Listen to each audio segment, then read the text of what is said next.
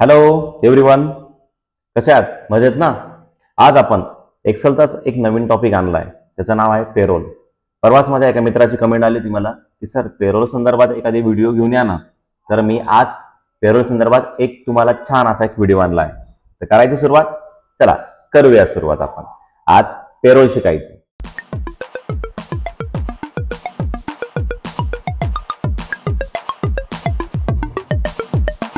तर सर्वात पहिले आपण पेरोल आलोय. पेरोल म्हणजे काय? तर तुम्हाला सर्वांना माहित असेल की पेरोल हा जे नोकरी करतात, पुढे कामधंदा करत असतात, त्यांना ते खूप महत्वाचं असतं. तर विद्यार्थी मित्रांनो, तुम्हाला समोर दिसत असेल की या स्क्रीनवर मी काही लोकांची नावं घेतली आहेत आणि त्याच्यासमोर त्यांच्या नावापुढे आपण एक बेसिक सॅलरी आपण आपल्या मनाने लिहूया. ही बेसिक सॅलरी आपण टाईप करत असताना त्या ठिकाणी असं काही राहत नाही की बुवा आता त्यानुसारच तुम्हाला बेसिक सॅलरी असेल. फॉर एक्झाम्पल एकाला 95,000 असेल, कोणाला 1,00,000 असेल, तर मी ती 5,000च्या पटीमध्ये ती सॅलरी डबल क्लिकने आणून टाकतो आणि त्याच्यानुसार आपण ती सॅलरी घेणार आहोत. आता डीए, हा डीए कसा 7.5% दिला असेल कंपनीने, बुवा 95,000 7.5% कसा काढतात तर आपण बघू. इज इक्वल टू टोटल जी काही सॅलरी असेल त्याच्यावर क्लिक करूया. Multiply 7.5% divided by 100. त्याच्यावर क्लिक केल्यानंतर तुम्हाला समोर डीए आलेला दिसतोय. मी कसं केला एकदा पुन्हा सांगतो. इज इक्वल टू टोटल जी सॅलरी असेल म्हणजे बेसिक सॅलरी, त्याला मल्टिप्लाय 7.5% केला आणि डिवायडेड बाय 100. त्याच्यावर क्लिक केल्यावर असं समोर तुमच्या समोर डीए आलेला दिसतोय. डबल क्लिक केलं, सर्वांचं डीए हे येऊन लागलं आहे. चला तर आता आपण पुढे जाऊया. पुढे आहे आपलं HRA. HRA is equal to जो होम रेंट दिला जातो ना, जो सॅलराईड पर्सन असतो त्याला, तर त्याला HRA दिला जात असतो. तर आपण HRA कसा काढायचा? Basic salary multiply 10 divided by 100 आला HRA.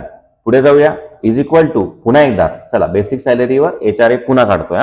Is equal to basic salary वर क्लिक केलंय, मल्टिप्लाय 10 डिवायडेड बाय 100. ओके.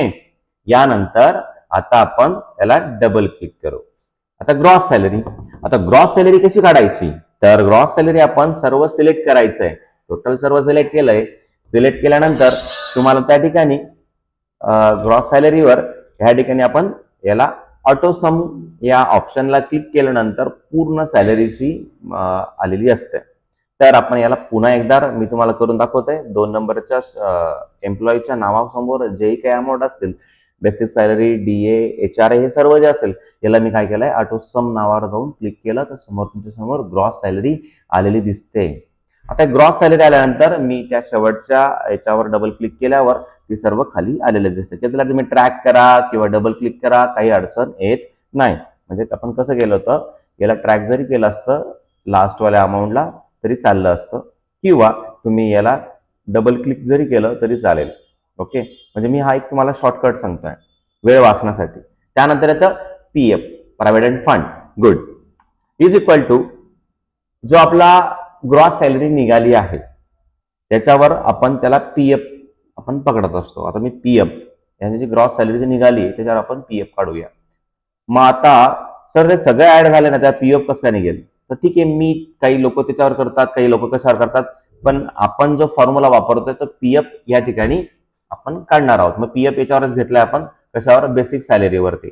मग बेसिक सॅलरीवर क्लिक केल्यानंतर त्याला आपण काय करायचंय, मल्टिप्लाय 15% डिवायडेड बाय 100 असं केल्यावर तुम्हाला त्या ठिकाणी ग्रॉस सॅलरी आलेली दिसते. आणि सॉरी, PF आलेला दिसतोय. PF आलाय ना. PF किती आलाय? कशावर काढलाय आपण PF? वन्स मोर एकदा. Is equal to basic salary multiply किती दिले त्या ठिकाणी 15% आणि डिवायडेड बाय 100. इंटर. अशा प्रकारे आपण या ठिकाणी काय काढलंय, PF पण काढलेला आहे. ओके. आता ना या ठिकाणी टोटल डिडक्शन करायचं होतं आणि माझ्याकडनं एक कॉलम राहून गेलाय.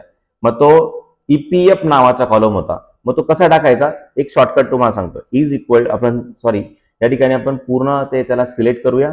सिलेक्ट केल्यानंतर या ठिकाणी इन्सर्ट एक ऑप्शनवर जाऊ आणि त्या ठिकाणी EPF नाव आपल्याला लिहायचं आहे. EPF म्हणजे तुम्हाला लक्षात राहील की एखादी कॉलम आपल्याला कमी पडला तर आपण तो कशा प्रकारे ऍड करतो. EPF EPF हा डिवायडेड बाय 2 करून देतो त्या ठिकाणी मी, हे तुम्हाला लक्षात राहील त्यासाठी. आता सर्वांना एक सांगायचं होतं की वरची जो पेरोल जे नाव होतं ना त्याचा कॉलम जो आहे तो पूर्ण झालाय. मी परत मर्ज अँड सेंटर करतोय, मग तो पूर्ण झाला असेल, म्हणजे आपला हा पूर्ण चार्ट रेडी होतोय. चला EPF कसा काढायचा आता. EPF बाजूलाच PF आहे ना, त्याच्यावरच क्लिक करायचं होतं. मग कसं काढायचा EPF, म्हणजे जो PF चा हप्ता जो कट करायचा आहे तो आपण EPF थ्रू करणार आहोत. इथे थोडं सूत्र आपण समजून घेणार. EPF ला कसं काढायचं आहे. इज इक्वल टू PF वर क्लिक करा, डिवायडेड बाय 2 करूया. डिवायडेड बाय 2 बघा तुमचा PF चा हप्ता आला असेल. कसं केलंय, इज इक्वल टू PF वर क्लिक केलंय, डिवायडेड बाय 2 आणि त्याचा आन्सर आले समोर. ओके समजलं. आता LICचा हप्ता कसा ठेवायचा बरं आपण, किंवा माझा त्यातून हप्ता हा LICचा जायला पाहिजे, हातात काही सॅलरी राहायला पाहिजे. तर मी काय केलंय, मी EPFच्या निम्मे हा LIC मध्ये मंथली सॅलरी मधून कट व्हायला पाहिजे असं अपेक्षा ठेवली. मग काय केलंय, EPF वर क्लिक करतो. कशावर क्लिक करतोय, EPF वर, LIC साठी.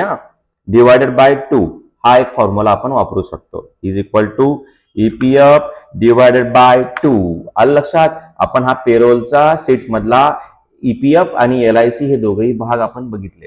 तर दोघांचं डिडक्शन करायचंय पगारातून, तर दोघांना सिलेक्ट करावं लागेल आणि एक कॉलम त्या ठिकाणी टोटल डिडक्शन मी हा तयार करून ठेवलाय. मग त्या ठिकाणी मी याला काय करणार, टोटल डिडक्शन साठी EPF आणि LIC ह्या दोघांना सिलेक्ट केलंय. आणि सिलेक्ट केल्यानंतर विद्यार्थी मित्रांनो या ठिकाणी मला काय करायचंय, ऑटोसम करायचं. दिसतं तुम्हाला इथे ऑटोसम नाव, या ऑटोसम नावावर क्लिक करणार आहे. या ऑटोसमला क्लिक केल्यानंतर समोर तुम्हाला टोटल डिडक्शनचा आन्सर आला असेल. सिलेक्ट ऑटोसम अशा प्रकारे केल्यानंतर या ठिकाणी मला टोटल डिडक्शन आलेलं दिसतंय. समजलंय. गुड. इज इक्वल टू आता मला काय करायचंय, इन हँड सॅलरी. यस म्हणजे सॅलरी कशी ती हातात येते, काय डिडक्शन होतंय ते बघूया. इज इक्वल टू ग्रॉस सॅलरीवर क्लिक करायचं. इज इक्वल टू ग्रॉस सॅलरीवर क्लिक करायचंय. Minus total deduction. समजलं काय केलंय, एकदा नीट बघा. Is equal to total, is equal to काय केलंय, gross salary is equal to gross salary minus करतो मी, मायनस काय टोटल डिडक्शन, हे आपण इथून वजा करूया. समजलं. याप्रमाणे आपण ह्या ठिकाणी आज पूर्ण पेरोलचा हा भाग बघितला. आणि या पेरोलच्या भागामध्ये कोणाला काही अडचण असेल तर नक्कीच तुम्ही कमेंट करा. मी पुन्हा तो भाग तुमच्यासाठी तयार करून मी यूट्यूबला टाकेल आणि सर्वांनी हा व्हिडिओ बघावा अशी विनंती करतो. पेरोल काय असतं हे तुम्हाला ह्या शीटमधून समजेलच. आणि तुम्ही सर्वजण आम्हाला इतका छान असा प्रतिसाद देतायत त्याबद्दल धन्यवाद. असेच नवनवीन टॉपिक आम्ही तुमच्यासाठी घेऊन येत जाऊ आणि तुम्हीही आम्हाला सपोर्ट करता त्याबद्दल धन्यवाद. आणि कोणाला आमचा व्हिडिओ आवडला असेल तर लाईक करा नक्कीच आणि चॅनलला सबस्क्राईब करा. थँक्यू.